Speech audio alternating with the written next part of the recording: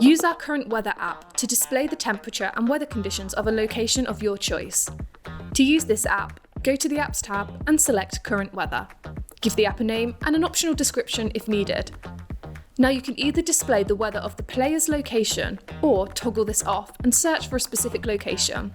Add a location header if you want to customize the name of the location that's displayed on screen, or leave the box blank to apply the location name automatically. You can then personalize the color theme and font of the app. The default duration is how long the app will appear in a playlist. Keep availability unticked if you don't want to schedule the app, or toggle this on and set start and expiration dates. This means the app will not be displayed outside of these dates. Click Save and your app will be ready to display.